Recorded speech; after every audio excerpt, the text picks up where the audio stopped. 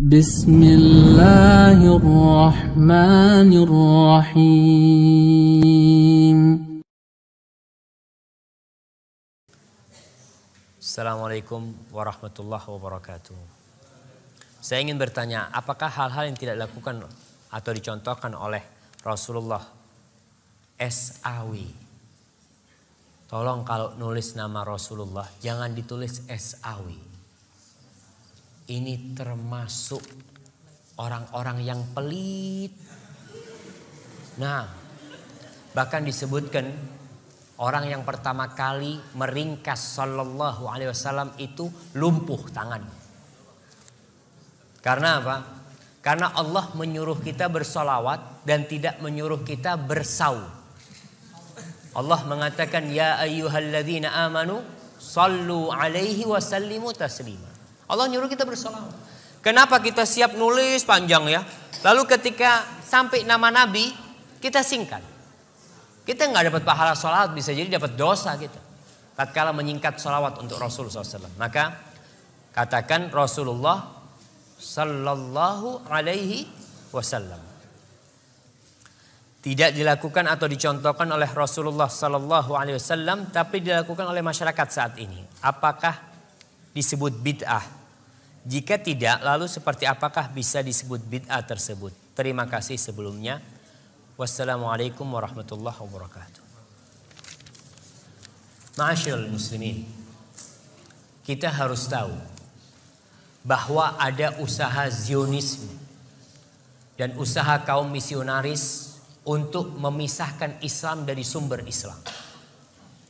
Antum tahu sekarang ada jaringan Islam Nusantara atau Jamaah Islam Nusantara yang mereka ingin memisahkan Islam dari mana?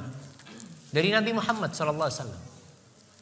Nabi Muhammad itu datang bukan sebagai orang Arab. Beliau datang sebagai utusan Rabbul Alamin. Sebagai utusan Allah Subhanahu wa ta'ala. Tugas beliau itu bukan mengarabkan Islam, bukan. Tapi mengislamkan Arab dan mengislamkan dunia. Jadi tugas beliau bukan mengarabkan Islam, tapi mengislamkan Arab. Tatkala Islam sampai ke Mesir, Mesir bukan Arab. Dan Mesir pada waktu itu dikuasai oleh Romawi. Jadi Islam. Kemudian Islam sampai kemana? Ke Spanyol, ke Eropa. Eropa jadi Islam, bukan jadi Arab. Bukan, jadi Islam. Ketika Islam masuk ke Indonesia, Islam itu mengislamkan Indonesia, bukan mengarabkan Indonesia, bukan. Tapi mereka berpikir, mereka ingin memisahkan Islam dari Arab. Nggak bisa. Islam dipisahkan dari Arab, gimana mau dipisahkan? Nabinya orang Arab, Al-Qurannya bahasa Arab. Apa bisa sholatnya diganti bahasa Indonesia? Karena Islam Nusantara sholatnya jangan pakai bahasa Arab lah. Kita kan di Indonesia. Jadi Allah Akbarnya diganti Allah Maha Besar. Gimana jemaah? Jadi kalau dikatakan bagaimana masyarakat kita, itu yang terjadi dengan masyarakat kita. Jadi ingin memisahkan Islam dari Islam. Jadi ingin menjadikan Islam itu menjawakan Islam. Jadi Islam dibikin Jawa. Kemarin dimulai dengan membaca Al-Quran pakai lagam Jawa. Jadi Islamnya dijawakan, bukan Islam ini mau mengislamkan Jawa. Karena agama yang diridhai Allah Subhanahu wa ta'ala adalah Islam. Jadi kemanapun kita pergi, kita akan mendapatkan Islam itu satu. Nggak ada Islam Arab, nggak ada Islam Mesir, nggak ada Islam India, nggak ada Islam Eropa, nggak ada Islam Afrika, nggak ada Islam Australia, nggak ada Islam Malaysia. Yang ada Islamnya Nabi Muhammad Sallallahu Alaihi Wasallam. Inna dina indallah al-Islam. Islam yang mana? Yang dibawa Rasulullah Sallallahu Alaihi Wasallam. Kalau mau ada Nabi baru di Indonesia, sudah berusaha. Kemarin di Indonesia ada Nabi namanya Ahmad Musaddiq. Iya. Ngaku jadi Rasulullah, muncul Lia Eden, muncul orang-orang mau bikin agama baru. Jelas orang menolak, tapi sekarang usahanya dibalik. Bagaimana mengislamkan atau menjawakan Islam. Indonesia ini ada berapa bahasa saya mau tanya? Ada 300 lebih bahasa di Indonesia. Ada berapa suku di Indonesia ini? Ada ratusan suku. Terus mau gimana? Apa setiap suku punya Islam yang berbeda-beda nanti? Ini Banyuwangi Using, Islam Using.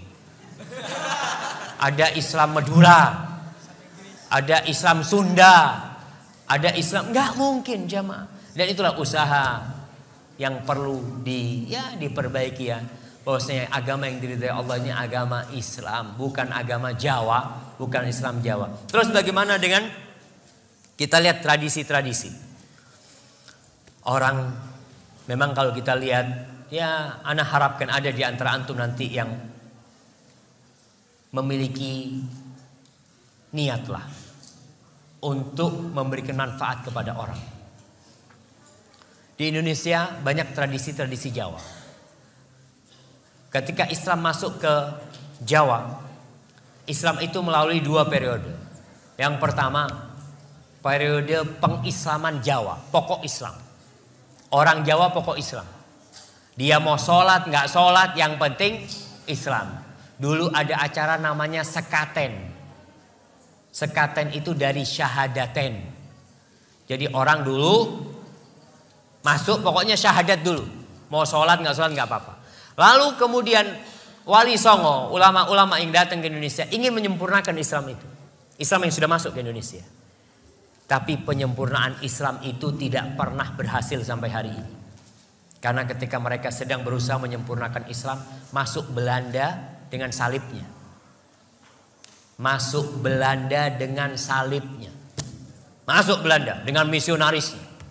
Bahkan sebelum ada Al-Quran diterjemahkan ke bahasa Madura, sudah ada Injil berbahasa Madura pada waktu itu. Kita tahu bahwasanya penjajah itu membawa 3. Apa yang mereka bawa?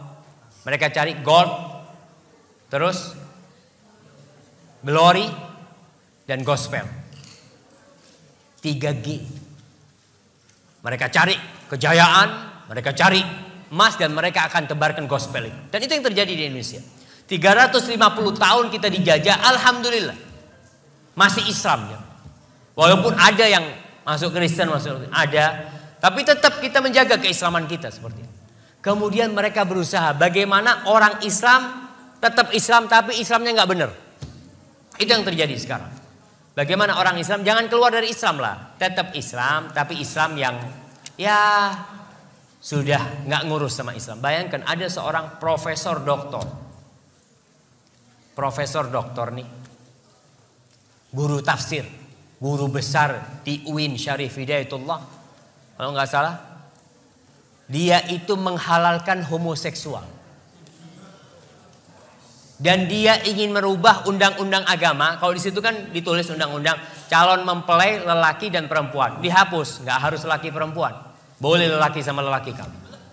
Na'udzubillah min dzalik. Ini usaha untuk merusak Islam itu sendiri. Yang mungkin antum kenal dengan Islam liberal ya, seperti itu. Itu usaha untuk merusak agama Allah Subhanahu wa taala. Jadi kalau dilihat bagaimana tradisi-tradisi, kita lihat tradisi itu, kalau tradisi itu tidak ada hubungannya dengan ibadah, ya nggak ada masalah. Tapi kalau sudah hubungannya dengan agama tradisi itu, maka yang mana yang harus diikuti? Tradisi apa agama? Agama Allah Subhanahu wa taala. Tinggalkan tradisi. Namun orang yang meninggalkan tradisi akan menyulut api permusuhan. Betul. Nabi Muhammad SAW dimusuhi orang satu kampung. Bahkan mau dibunuh, mau diusir. Gara-gara apa sih? Meninggalkan tradisi. Orang-orang Arab itu tradisinya dari dulu. Mereka minta-minta sama patung ya. Antum lihat. Tradisi orang-orang ada sampai sekarang yang masih minta sama laut. Ada namanya larung laut. Ada petik laut. Saya mau tanya, itu tradisi dari siapa? Nenek moyang. Rasulullah datang dengan tradisi nenek moyang ada, tapi dirubah menjadi Islam. Bukan tradisinya diislamkan.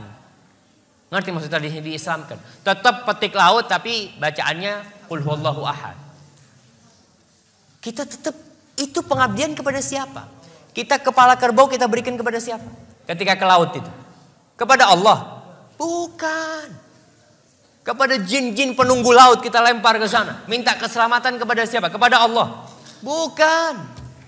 Maka lihat kepada tradisi-tradisi tadi. Kalau memang tidak ada dalam Islam, tidak diajarkan oleh Nabi, kita tinggalkan. Karena kita hambanya Allah. Dan kita bukan hamba siapa-siapa.